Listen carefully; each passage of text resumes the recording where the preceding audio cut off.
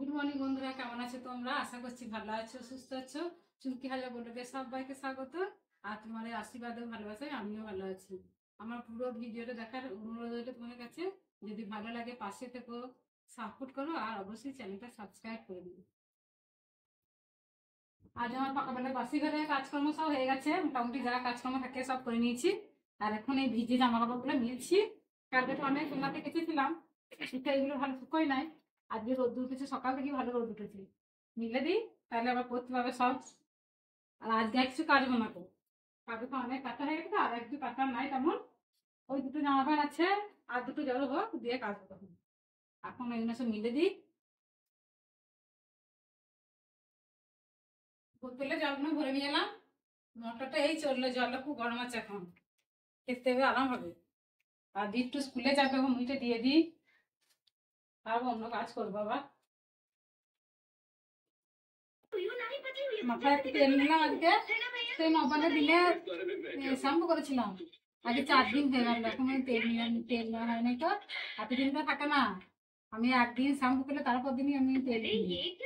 কাজ করে আর তেল নেওয়া হয় না, জানো তো বন্ধুরা।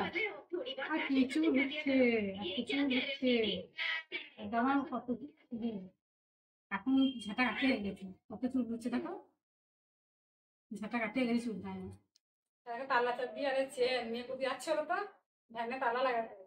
আমাদের একটা ভ্যান আছে, পুরোনো ভদ্র ভ্যান একটা আছে, ভ্যানটায় তালা চাবি লাগানো হয়নি বলে যে খুশি সে এনে চলে যাচ্ছে। কারণ ভ্যানের সময় কেউ খড় বাচ্ছে, কেউ ধান বাচ্ছে, বাইরে এসে বলেও যাচ্ছে না। আবার যেখানে খুশি সেখানে আবার রেখে দিচ্ছে, খামারে খামারে খামারে। আমার দাদা একদিন দেখতে পেয়েছে একটা খামারে আছে, সেখান থেকে নিয়ে এসে আবার ঠিক জায়গায় রেখে দিচ্ছে। মানুষের এখন এমনই বিবেক, তাই আমি ভ্যানটার টাকা দিয়ে মারতে চাই। বিট্টু আজ পরীক্ষা সংস্কৃত, আজকে শেষ পরীক্ষা না রে বাবা, আজও খুব খুশি। বাবা বাঁচলো, একটু হাঁপছে রে। পরীক্ষা দিতে যাবে তো মুড়ি খাওয়া হয়ে গেছে, চান করে নিয়েছে। কাল তো চান করে নাই, আগে চান করে যাচ্ছে। কাল এসে চান করে। সকাল থেকে লাইন নাই, কাজে গেছিলাম ধান যাতে, 7টা 9টার সময় কারেন্ট এসছে, এতক্ষণ খেতে এসছি। কি দিয়ে খাচ্ছে বলো? তোমার আলু আলু তরকারি, মাছের টক, আর 2 পিস মাংস কষা দিয়ে মুড়ি খাচ্ছি। এই দেখো বন্ধুরা, 11:30 সময় খেতে এলো, আর আমি এদিকে রোদে বসে আছি। একটু চুল শুকাচ্ছি, মাথাটা ধুয়েছি, আজকে তেল নিলাম না, ধুয়েছি, চুল শুকাচ্ছি। আর ওদিকে খাচ্ছে, মুড়ি খেতে এলো, দিলাম। এরপর রান্না বসাবো, দেরি হবে, কি করবো, এত ছোটবেলা, কিছু করার নেই। বসি দিয়ে ঘরে বসে বসে জাল দিচ্ছিলাম, আর আমার দিকে ফোনে কথা বলছিলাম দিদির সঙ্গে। ভাতটা দেখি কখন যে হয়ে গেল বুঝতেই পারলাম না। কথা বলতে বলতে খুব তাড়াতাড়ি কাজ হয়ে যায়, কাজ এগিয়ে যায়।